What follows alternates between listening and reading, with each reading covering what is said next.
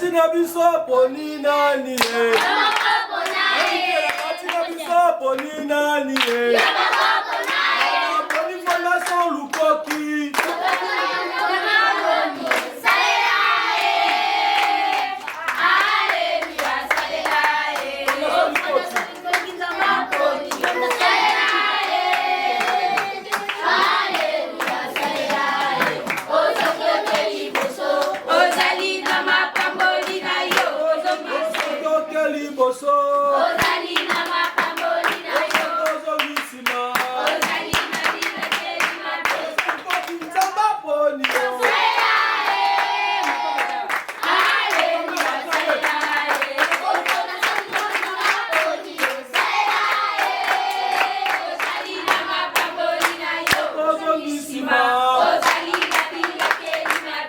Les innocents, oh yeah. Jésus-Christ est Seigneur. Notre devise est reconnaître Dieu et nous soyons bénis. La fondation du corps qui nzamba pambola bino. Fondation du corps qui nzamba pambola bino. Fondation du corps qui nzamba pambola bino. Fondation du corps qui nzamba pambola bino. Pona bango. Bakanisi sika ba papa bazali sika ba mama bazali. Pona biso Nzambe azongisela bango ya sambela pambola ba mama la biso. Ba papa la biso zo sambela zo pambola bango. Ce qui fait Alvin à Télémi.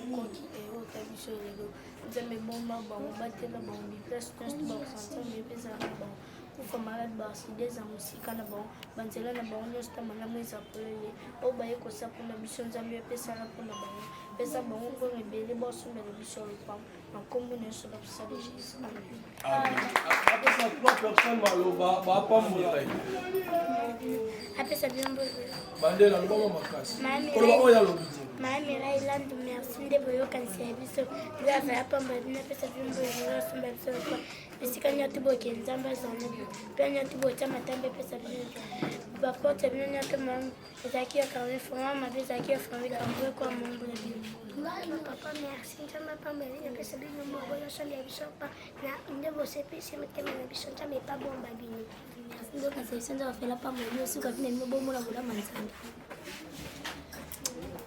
ba makasi de Notre devise est reconnaître Dieu et nous soyons édifiés.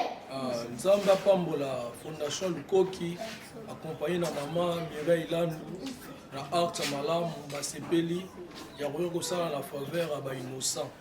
Biso to bengara bango ba innocent, po basengaki te mokolo moko, ba kofanda na kati orphelinat. Mais ils ont imprévu des salami, des lélo, dans la carte centre. Et tout ça pour encadrer, baleki, et dans la bisso, Angolo Nzambe, Nzamazo Batela.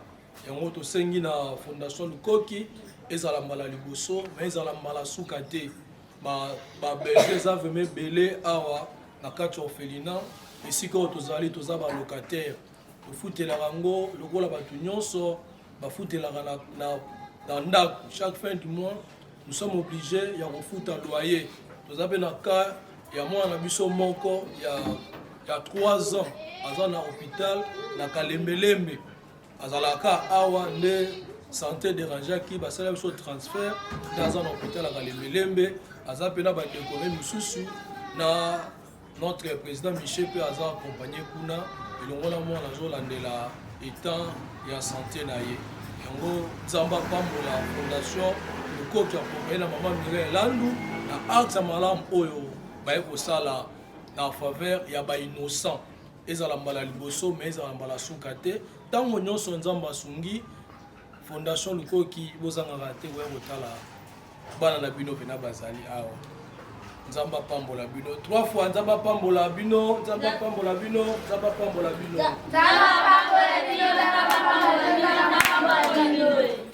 Excusez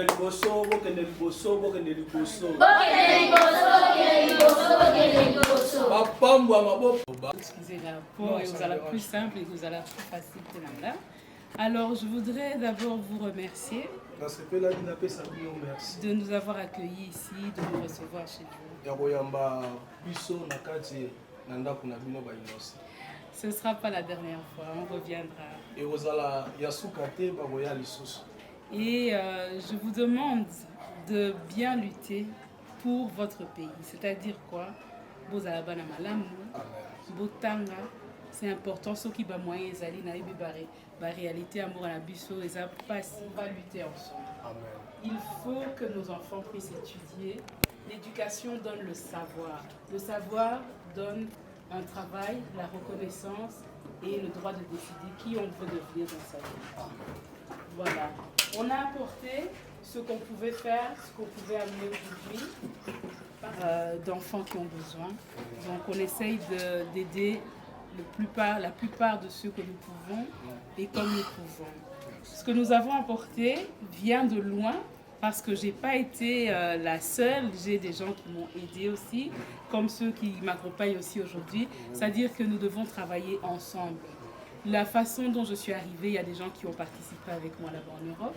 Il y a des gens qui sont ici pour m'accueillir à Kinshasa et vous nous recevez chez vous. Donc, c'est la synergie qui créera notre force. Il faut que nous soyons toujours unis. Il faut que nous travaillions tous les Congolais, ensemble. C'est ça qu'il faut dire à nos enfants. C'est comme ça qu'il faut les éduquer. Il faut aimer votre pays. Nous avons un très très beau pays. Et puis, il faut vous aimer. Il faut vous entraider aussi.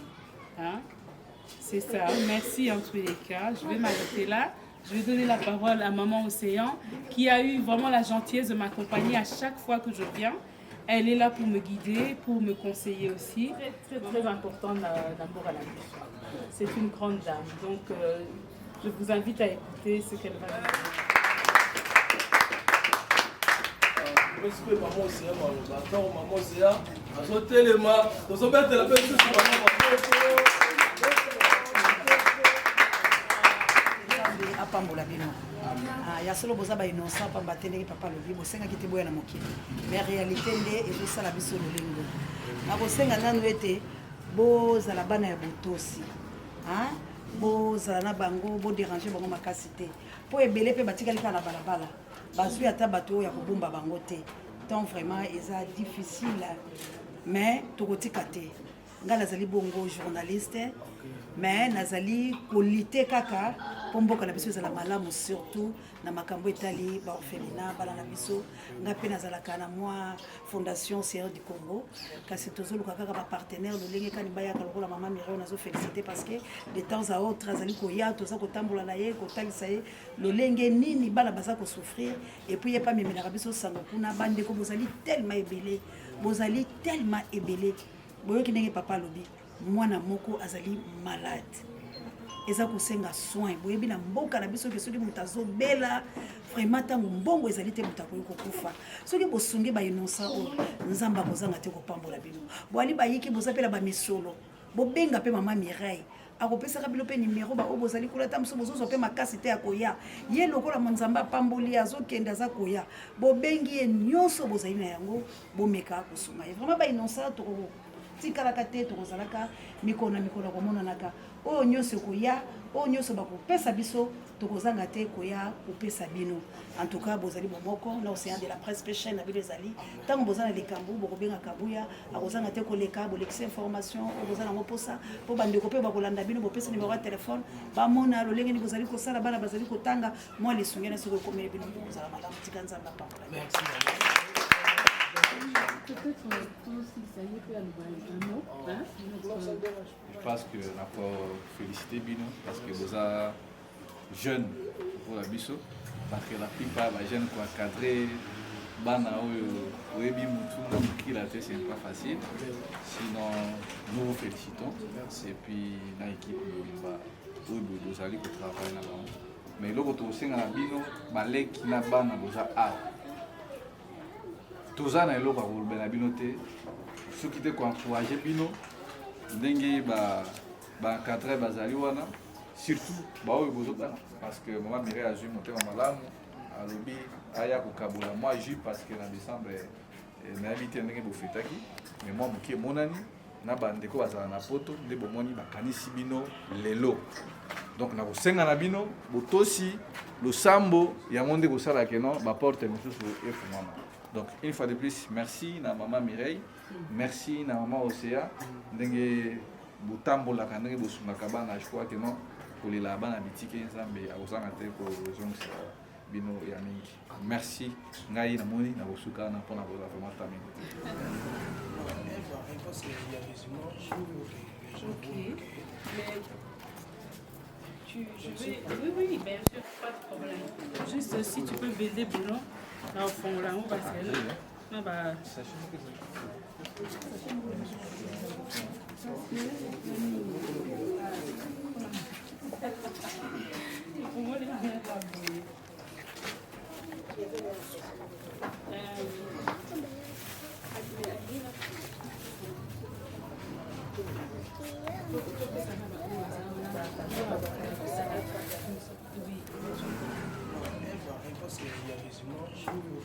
Ok.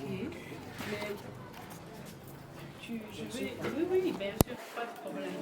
Juste si tu peux baiser blanc, là au fond, là, on va se là. Non, bah.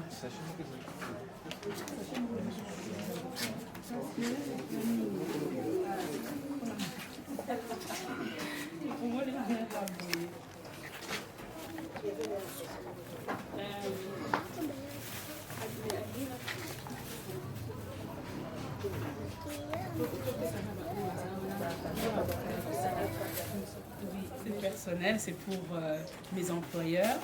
Alors, je laisse d'abord un message, Macboulé, voilà. Tes jus que tu as demandé que j'achète pour les enfants sont là. Donc, je voulais quand même... Il reste... Je vais faire une autre vidéo pour mon boss qui m'a donné la kissoyo. Comme on a quand même commis. C'est coupé? Oui. Ok, alors, merci Tom. Dank u wel, bedankt voor de medicamenten. Alles is hier in de Congo. Voilà, dank u. Cindy, on peut couper. Voilà, ça c'était les vêtements. Je vais faire, si vous voulez bien, c'est coupé, hein? Je vais vous demander, pour traduire, hein, baloba, un mot en flamand, parce que le directeur n'a pas sur la en flamand. Même quand il a lobby en français, alors c'est pas compliqué, il faut juste dire bonjour. Donc, Dag, il y a le bonjour. Dag, Martinas, c'est ça, société là. Dag Martinas. Voilà. Et comme ça. Dag Martinas. Dag Martinas. Okay. And bedankt Cindy. Bedankt Cindy. Bedankt Macboulé. Bedankt Macboulé. Bedankt Tom. Bedankt Tom. Voilà.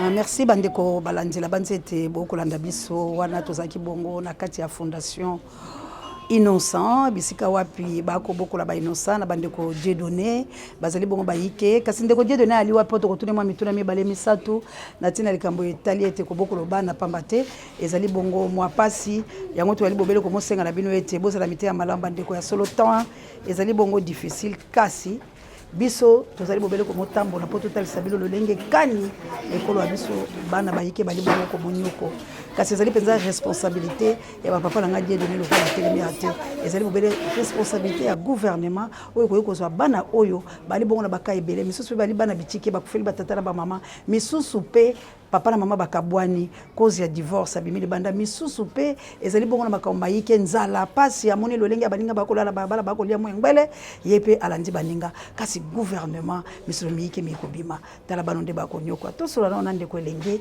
lolenge kani pe likaniseni pezezwa ki ya kosunga bayiba Innocent o bazali bongo pembeni mbote mwana mboka mbote mama Océan papa Dieudonné oui vraiment eselinga ipinzoli komona yo elenge boye kontima yetu za mukumba ya kobokolo pe bandeko na obana ebandaki yo boni biso toza orphelinat les Innocents vision oyo tozwango na nzela ya coordonnateur na biso monsieur Michel Longo yende aza initiateur ya orphelinat les Innocents de ye pas orphelin lokola bango na âge ya 4 ans abungisaki papa abungisaki pe mama ye pe abwakamaki libanda na balabala de nzambe ya mawa ayokisalaki ye ngolu azalaki akei na kati ya famille moko nde na kati ya famille wana azwaki ngolu ya kokende classe nde nzambe asali ye mpe ngolu après classe kosila azwi mpe mwa place azosala azwa ne fisque mwa un rien na ye nde nzambe ayi koimpose ye vike aza mpe mosala nzambe ayi koimpose ye ke kanisa mpe siko outi ngai nzambe nalongisi yo yo mpe fo olongisa bao mosusu baza mpe na vie lokola ya yo yango tomonaki soki na rond-point ngaba bafazer bazali na rond-point victoire bafazer bazali wileri partout bafazer baza na balabala okozwa okabeli bango mbongo na balabala yango te eza koansire avenir na bango yango tozwaki initiative ya koencadre bango bazala esika moko mpe lobi na bango makambo malamu mpe ekobima yango raison pour laquelle lukai faut soit bâtiment tozala nordre na ministère affaires sociales na justice na biso nde toza koencadre baleki mpe bana na biso oyo na ngolo ya nzambe bazokende mpe classe lokola bana nyonso eza mpe na mwa bajeune fille baza na ba 14 ans bazoyekolaka mpe kotonga coupe couture bokopesa bango ya kolia eza malamu mais so totindi bango nzela classe te vraiment tosungi bango te. Est-ce que na gouvernement mpe na likambo litali social bakopesa bele mpe mwa maboko kote etali social baopesa biso maboko te tozobunda kaka biso moko na oyo nzambe azopesa biso mokie na baede ya bato ya mitema malamu mpe lokola exemple bamaya Mireille asali fondation na ye abike te mwa 100 francs na nga mpe mwa 1000 francs na nga mpe nakende nasunga mpe bana mais na ngambo ya social vraiment toza na soutien te. ministère na biso monene ya social misolo mpe mibimaka kasi bosalaka nango nini wana tokoloba yango mikolo misali koya kasi penza bosenga na bilo siki yali nini toyeba difficulté ne bokokutana nango na koencadre bango est-ce que directement ntango bokozwa bango bakoyokela bino to mpe bokokutana mwa badifficulté me bokobunda kaka ke bana bakoba na lolengo bino bolingi bosala bango badifficulté eza vraiment ebele parce que jusque là non tozwi esika ya biso moko te tozofutela lokola bato nyonso baofutela na ndako esika oyo tofutela yango $350 chaque fin du mois. Nous sommes obligés à foutre à loyer. Bana bazotanga environnement tozali ba école à gratuité ezate.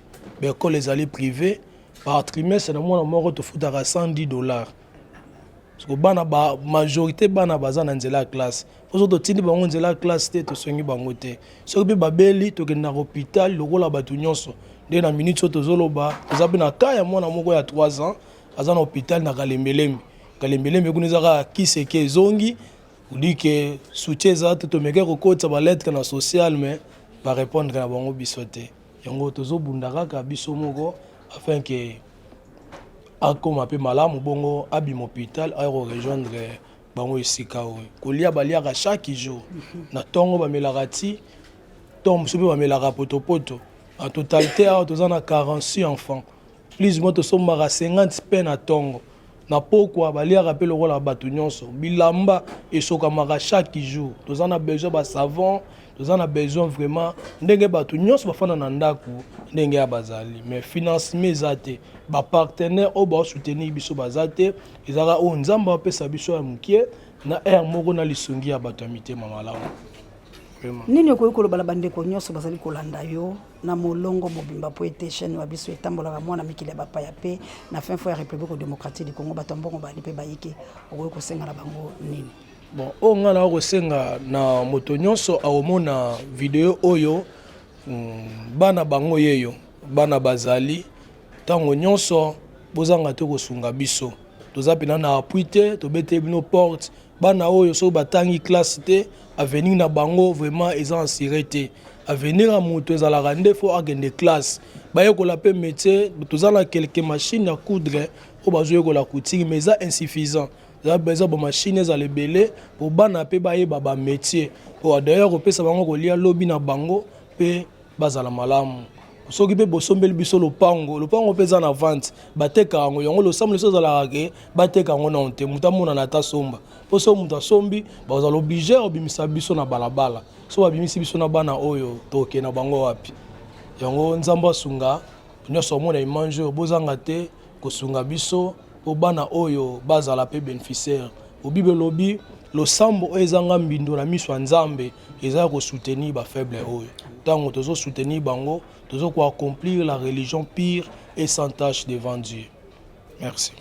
Merci penza bandiko balandi na bansi ete boko yoka pe ko pesa pasi bato ya misolo bezali bike ba mesene o boko sunga pe balanga nzembo o bazali na moi bozu babango kasi bo pamboli pe bana o nzamba kozanga te ko pambola bino bozali bongo bayike na kotanga ba kombote kasi bobenga po ete to zonga lisusu et pa ya papa Dieu donné pe ko soutenir bana o kasi naza ko beta mbela na belo banso so bo chata $1 pour na mona o aza boko na hôpital e ko sunga na lobi kaka $1 €1 na lobi 10 te 1 na olenge boze belé boy bayike bo chaka 1 24 000 personnes au Bolanda Rabiso so bo che $1 et ça le biso est belé to bimisi mona na hôpital maman Mireille olinga ko lobanini. Voilà, moi je remercie Maman Océan de nous accueillir à chaque fois que nous venons. Je vais parler à tes followers qui te suivent sur Maman Océan Télévision. Boza et Belé Nenga Boutoloba. Je vais m'exprimer en français. Vous êtes nombreux et vous voyez les réalités du pays. Je m'adresse à mes compatriotes du Congolais de la diaspora. J'arrive ici régulièrement pour essayer d'aider le peu d'enfants qu'on peut aider parce qu'on ne peut pas enlever toute la misère du monde à une seule personne. Mais ensemble, je pense qu'on peut faire des choses. À chaque fois, Maman Océan vous invite à faire des efforts. Et à chaque fois, quand je viens, malheureusement, on a un retour négatif. Ce n'est pas un jugement, hein, c'est un constat simplement. Je vous en prie, pour l'amour de notre pays, de faire quelque chose pour toutes les réalités que nous vivons. Les gens souffrent, les enfants souffrent, ils n'ont plus personne, juste des gens de bonne volonté. Et ils se réveillent avec la volonté de Dieu. Je pense qu'il est temps que la diaspora puisse comprendre que nous devons unir nos forces. Seul, on n'y arrive pas. Une seule main ne peut pas laver tout le corps, il faut les deux mains. Un seul doigt ne peut pas laver la figure, il faut la main. Ça veut dire qu'il faut que nous travaillions ensemble. Maman Océan sait comment me contacter. Elle vous donnera le numéro s'il faut. Il faut qu'on aille de l'avant au Kennedy Bosso. Moi, je vous invite à écouter ce message. Je vous invite surtout, après avoir écouté, à passer à l'action. 2025 vient de commencer. Est-ce que nous allons vivre encore une même année comme nous avons vécu et comme nous vivons depuis tant de temps? Merci. Merci Maman Mireille, que Dieu vous bénisse. Matondo pe la Belobanso. Papa Torozongela yo. Merci maman.